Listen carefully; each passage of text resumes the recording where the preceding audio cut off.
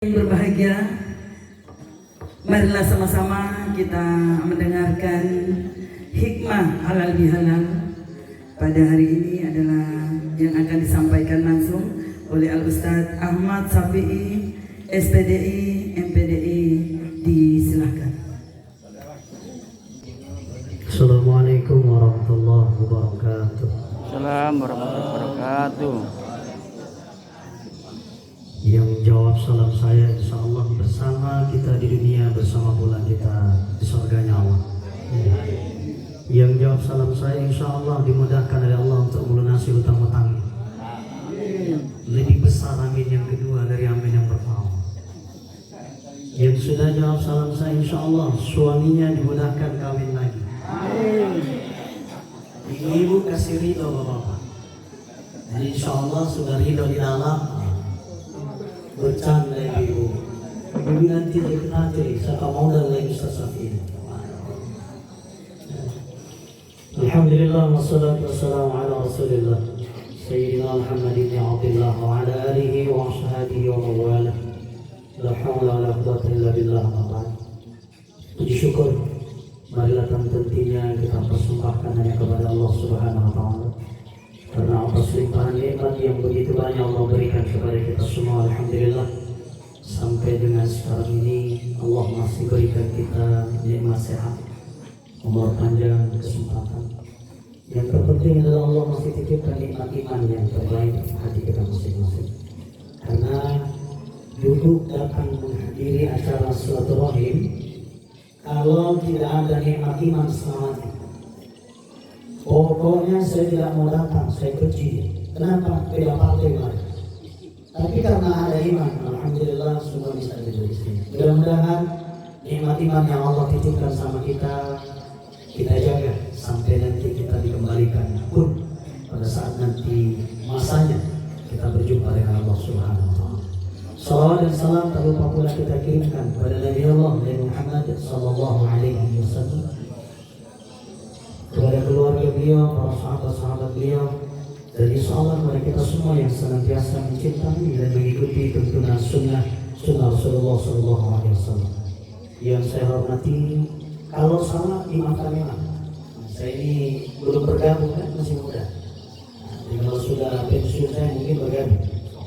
Yang saya hormati Ketua PWRI Provinsi Sulawesi Tengah, yang saya hormati Ketua PWRI Kota Palu, yang saya hormati Ketua BPJS. Saya tidak tahu apa yang beliau di belakang. Mudah-mudahan dimaafkan Bapak Ibu yang mewakili. Yang terkhusus kepada Bapak Ibu hadirin hadirat yang saya hormati dan dimuliakan oleh Allah Subhanahu wa taala. Saya tensi ceramah agak lunak karena yang saya ceramahi semua dengan ayah dan ibu saya. Tapi kalau yang muda saya terus mengenal dari pertama. Tapi nanti kalau dikit-dikit agak naik di belakang, mohon maaf karena karakter saya ceramah nggak bisa pelan terus karena saya masih umurnya masih muda. Nah, kalau yang ceramah seperti di sebelah saya mungkin tensinya agak pelan, dimaklumi. Kalau saya pelan terus mengantuk nanti orang. Baik, saya mulai. Kalau kita cari kalimat halal bihalal ini dalam Quran sampai kiamat nggak ketemu. Kita cari dalam hadis, cari dalam kitab apapun itu, mau mazhab Hanafi, Maliki, Syafi'i, yang paling nggak ada sampai kiamat. Makanya kadang-kala mohon maaf, saat kita ingin mulai kegiatan halal bihalal, pasti mulai ada yang katakan, ini tidak kami temukan dalam Quran, ini kami tak temukan dalam hadis. Ini kami tidak ketemukan dalam kitab-kitabnya para ulama. Betul? Karena kalimatnya pun orang Arabnya muslim. Coba nanti berangkat umroh, kasih tahu, Pak, tahu arti halal bihalal? Enggak tahu. Saya punya kiai di pondok pun saya tanya dulu, apa itu arti halal bihalal secara teksnya? Pusing dia, harap lebih dengan tahu. Tapi hebatnya orang Indonesia, ulama Indonesia itu, ini kan sejarah dari Presiden pertama, Bung Karno, ingin menyatukan partai politik yang berpisah, yang bercerai-berai, yang bertikai. Maka didudukkan semua ulama itu hebatnya, dipanggil ulama, diminta nasihat supaya bisa bersatu lagi, berkumpul lagi, saling kasih sayang. Apa caranya? Maka ada satu ulama, Nahdlatul Ulama, NU, itu mewakili dari ulama lain, Kiai Abdul Wahab Hasbullah, bilang sama beliau, bagaimana kalau silaturahmi biasa? Kalau bahasa silaturahmi itu biasa, yang keren sedikit. Maka keluarlah dari bahasa beliau, halal bihalal, paling keren. Jadi yang mengartikan beliau. Maka ada satu kitab, ada kalau dicari, tapi judulnya bukan kitab klasik dan masa. Itu dikarang oleh Profesor Dr. Muhammad Quraisyhab, menukil bahasa Kiai Haji Abdul Wahab Hasbullah. Itu ada bukunya, judulnya Membumikan Al-Quran. Saya sengaja sebut karena biasa ada jamaah yang kadang beda, belum pernah baca langsung, wah salah Ustaz itu. Nanti cari di buku itu. Warna sampulnya kuning, agak hitam-hitaman. Ada 3 pendekatan yang diambil dari makna halal bihalal. Yang pertama, pendekatan hukum. Lawannya halal, haram. Berarti orang kalau sudah melakukan halal bihalal akan terhindar dirinya dari sesuatu yang haram. Apa sesuatu yang haram? Dilarang mencaci, dilarang memaki, dilarang mendendam. Orang kalau sudah pulang dari acara halal bihalal, hilang semua itu. Yang kedua, pendekatan linguistik, bahasa. Halal itu dari kata halalah atau halal. Banyak makna kalau kita pakai kata bahasa Arab. Bisa bermakna mencairkan sesuatu yang beku, memberikan solusi terhadap problem masalah yang ada, atau menghilangkan sesuatu yang kusut. Kalau kita tarik orang yang saling apa bahasanya? Kalau bahasa apa? Bombe. Saya kan ada bumisnya. Tidak baku ngomong, tidak saling tegur, tidak saling sapa, itu kan kusut. Ketemu Pak, senyum aja tidak. Pokoknya, akhirnya lewat halal bihalal cair semua tadi yang kusut dalam diri. Pendekatan yang ketiga dengan pendekatan Quran. Jadi kalau bahas halal bihalal jangan langsung cari halal bihalal. Tapi ada enggak pendekatan halal bihalal dalam Quran? Ada 5 ayat yang bicara halal. 3 ayat berkaitan dengan haram. 2 ayat berkaitan dengan thayyib. Ya ayyuhannas kulu mimma fil ardi halalan thayyiban. Halal, thayyib, baik. Apa maknanya? Bahwa setelah kita melakukan halal bihalal, sudah cair semua yang dalam hati, tidak ada rasa dendam, rasa tidak senang dengan saudaranya, maka tetap melakukan kebaikan sama saudaranya. Berapa banyak orang melakukan halal bihalal, berapa banyak orang melakukan silaturahmi, tapi dalam hati, pokoknya saya masih ingat, saya tidak mau tegur dia, saya maafkan Pak Ustaz. Wah, ini yang berbahaya nih. Belum maafkan namanya itu, karena belum thayyib. Ini kita bahas, saya mesti mengantar. Soalnya kalau ceramah begitu, ada pengantar berisi. Baik, kita masuk isi, karena saya baca temanya kita tingkatkan persatuan dan kesatuan lewat halal bihalal. Bagaimana cara kita bangun supaya silaturahim, persatuan, kesatuan kita baik? Tadi ayatnya Masya Allah. Masya Allah itu. Mengajak sama kita supaya ukhuwah ini tetap bertahan. Syarat yang pertama adalah tingkatkan kualitas keimanan dan ketakwaan.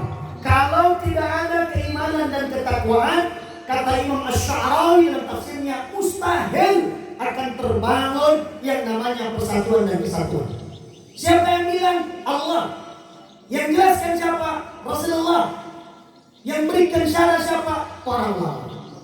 Jelas kata Allah. Nanti kita bisa buka minimal hari ini ayat ini. Kita bisa lihat dalam surah Al-Hujurat di ayat yang ke-10. Innamal mu'minuna ikhwah. Sesungguhnya orang yang beriman itu bersaudara. Diawali dengan innamal mu'min. Orang yang beriman bersaudara. Kalau tidak ada keimanan, mustahil kita bersaudara. Setengah mati. Tapi karena ada dasar iman yang baik dalam diri kita, kita pasti akan meningkatkan persaudaraan kita bersama. Baik itu ukhuwah Islamiyah, ukhuwah wataniyah, sebangsa dan setanah air, ataupun ukhuwah insaniyah, sesama dengan umat manusia yang berada di permukaan bumi. Yang kedua lewat takwa. Surah Al-Imran ayat 133 134.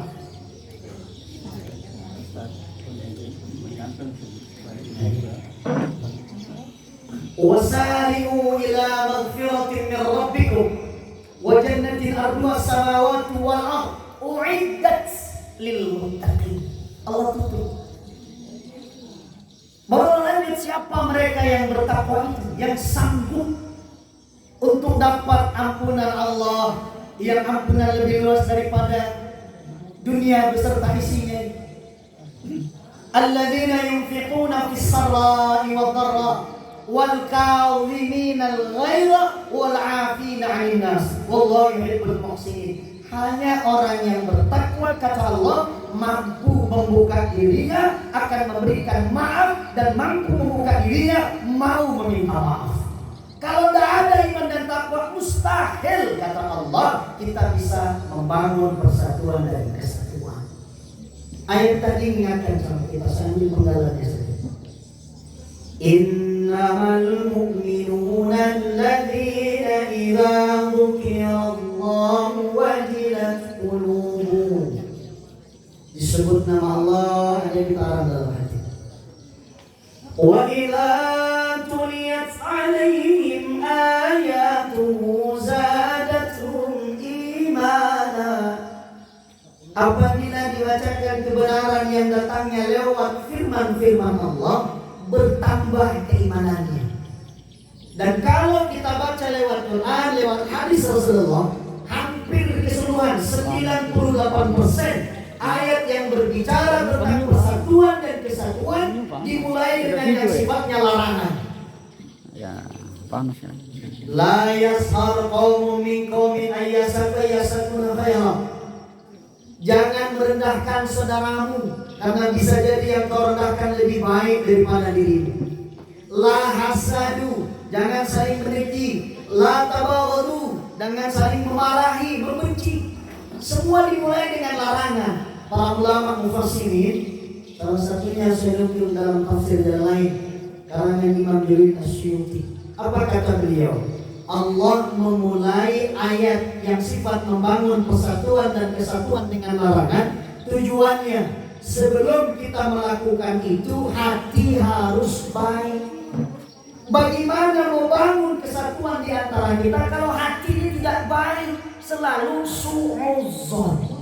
Contoh, Bu, kalau nanti telepon suaminya tidak angkat, husnuzon ya. Dan ini banyak betul su'udzon. Saya pun istri saya marah kan. Kalau contoh kita menguji, ada yang kita video kok. Ini banyak su'udzon gitu. Kalau suami tangkat, berarti mungkin ada apa? Tenang. Suami tangkat lagi, mungkin Tuhan. Suami tidak angkat lagi, mungkin ada tentang. Ada orang bawa berita, saya lihat tadi dalam mobil ada cewek sama bapak. Masuk susun, masuk susun. Siapa tahu bapak tolong orang. Tapi kalau sudah susun keluar, hancur semua. Ini yang banyak sama kita ini. Ada berita datang, langsung kita susun. Lewat WA, susun. Orang dapat nikmat, susun. Orang ganti pakaian baru, kita ganti obat baru.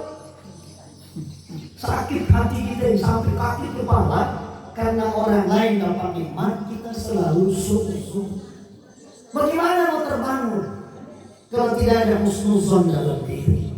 Maka kita bangun husnuzon dalam diri. Ini yang pertama. Tidak akan pernah terlambat sampai kiamat. Sejarah mencatat Bapak Ibu, munculnya aliran Khawarij yang tidak senang dengan pasukan Ali bin Abi Thalib. Bahkan pimpinannya Abdurrahman bin Muljam, penghafal Quran, penghafal hadis, tapi tak punya iman dalam sini. Sungguh terus sama Ali bin Abi Thalib. Ali salah, Ali ini munafik, pokoknya halal darahnya. Dibunuh Pak sementara salah. Sesama iman ini, sesama muslim. Bagaimana kalau bukan sesama yang muslim? Karena tidak ada musuh-musuhan dalam ini. Tidak tanya dulu Ali, wahai Khalifah, kenapa kau terima tafkin? Kenapa kau bersahabat dengan Muawiyah? Bukankah dia menyerang dirimu? Bukan dia tidak membayar padamu? Kenapa tidak dulu bertanya? Sungguh akhirnya saya apa? Muncul Khawarij. Dari Khawarij ini muncul banyak sekali. Sampai disebut Nabi 72 golongan. Hanya satu yang masuk surga. Siapa? Ahlus Sunnah wal Jamaah. Yang lain apa? Sungguh semua. Ada yang sungguh sama Allah, namanya Jabariyah. Ada yang sungguh sama manusia, namanya Khawarij. Dikit-dikit kafir. Pokoknya beda kafir. Oh, tidak sama sama saya, bukan golongan saya. Karena terlalu banyak sungguh dalam diri. Belajar husnuzon, kita duduk, kita dialog, mungkin dia lebih baik daripada kita. Kalau ini yang sudah kita munculkan dalam diri, insya Allah wujud persatuan dan kesatuan. Sejarah sudah banyak mencatatkan. Runtuhnya Bani Umayyah, runtuhnya Bani Abbasiyah, itu gara-gara apa? Su'udzon. Bahkan Utsman bin Affan pun menunjuk keluarganya pun disu'udzoni sama sahabat. Ayo kita belajar dari sini semua. Supaya apa? Persatuan dan kesatuan kita terjalin, terbangun dengan baik dan benar sesuai dengan tuntunan syariat agama. Sejarah cuma terputar Bapak Ibu.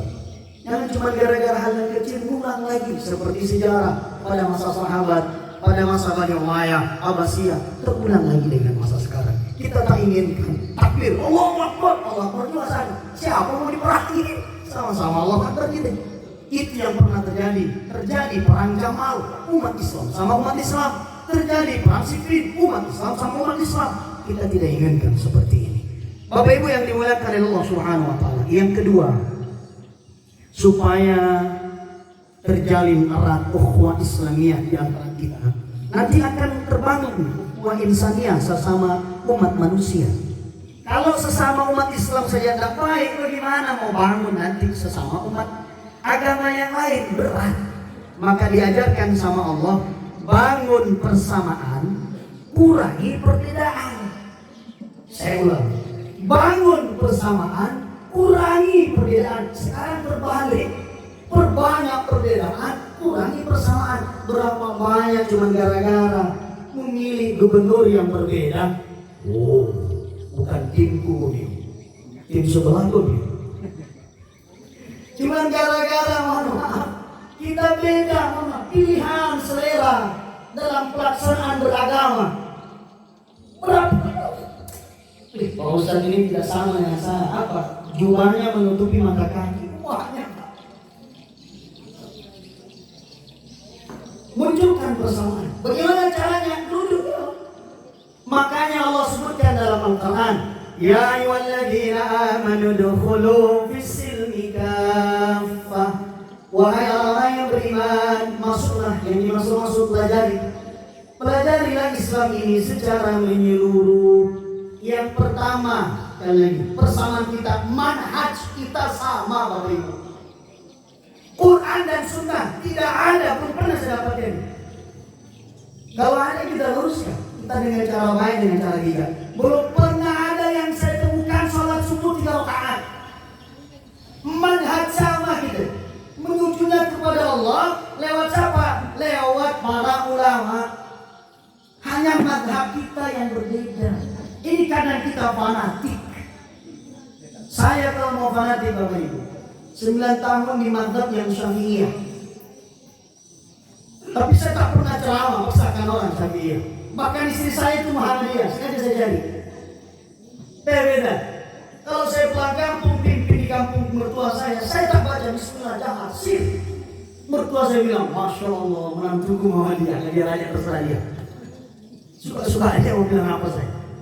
Kita belajar untuk menghormati. Contoh kecil aja. Bagaimana cara kita bangun persamaan, kurangi perbedaan. Ini masing-masing sawah. Kalau duduk di kajian mazhab yang membahas mazhab Hambali, manhajnya sama, ada hadisnya. Apa kata mazhab Hambali? Tidak sah orang yang berpuasa sunnah Syawal kalau masih ada hutang puasanya. Titik. Hadis riwayat Abu Daud. Ini kalau pulang Pak, ketemu sama saudaranya, ente puasa apa? Puasa sunnah Syawal. Udah kodok belum? Belum. Tidak sah, berkelahi. Karena duduknya diajari tidak salah madhabnya, tidak salah manhajnya, betul. Tapi belajar juga dong mazhab lain.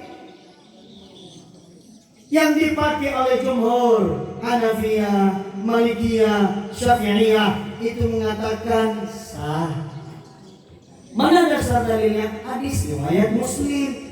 Man shoma Ramadan, siapa yang berpuasa di bulan suci Ramadan, thumma atba'ahu sittatu min Syawal, kemudian dia lanjutkan dengan 6 hari berpuasa di bulan Syawal, seperti apa? Kasa'im dahri, seperti berpuasa setahun lamanya. Ini dalil dipakai oleh jumhur. Nggak ada dibilang di situ, lunasi dulu hutangmu. Nggak ada. Bahkan di surah Al-Baqarah ayat 185, faman kana minkum maridan aw ala safarin fa'iddatun min ayyamin ukhra, dan seterusnya, ganti di hari-hari lain. Nggak ada dibilang sama Allah itu langsung ganti dulu baru puasa Syawal. Ini kalau ketemu salahkan yang tadi. Coba kalau kita duduk bersama, ada dasarnya. Mana persamaannya? Inti persamaannya adalah sama-sama puasa sunnah Syawal. Yang pakai puasa qada dulu, kemudian baru sunnah, pun sunnah Syawal.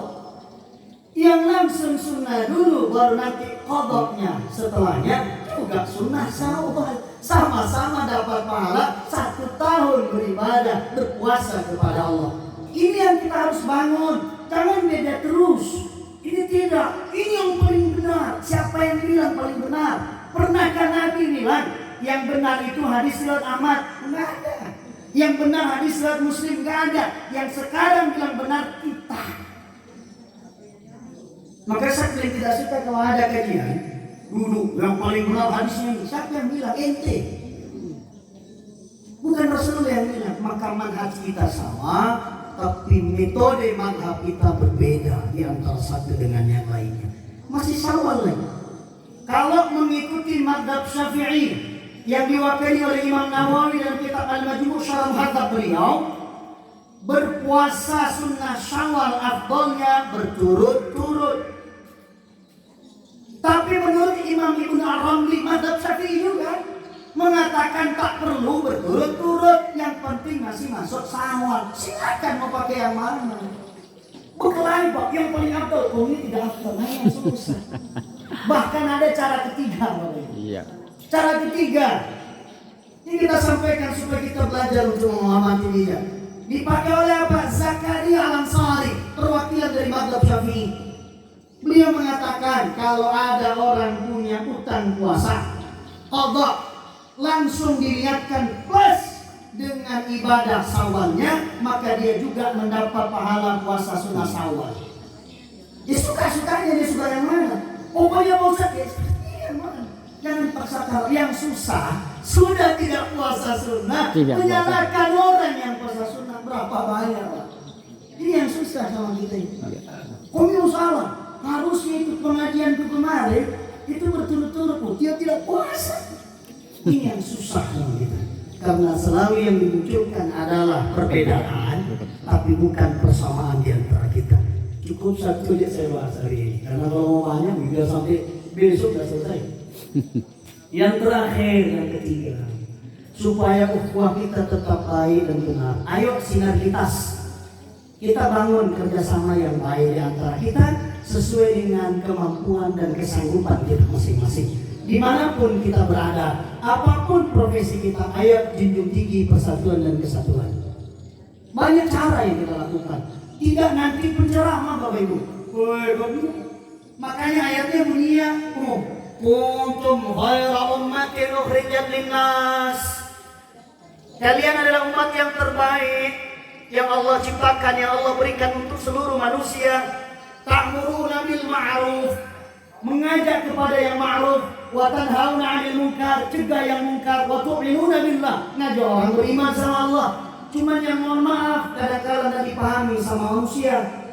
Ta'muruna bil ma'ruf, bahasa Arab itu punya makna, bukan baca teksnya. Berapa banyak orang sekarang kembali ke Quran, kembali baca terjemahnya yang susah. Ma'ruf, ma'ruf itu dari kata ma'ruf, kebiasaan. Merubah orang itu dengan kebiasaan, dengan adab. Nabi mencontohkan, Bapak Ibu, tidak kasar. Oi, salah, enggak. Nabi langsung marah depan orang, enggak.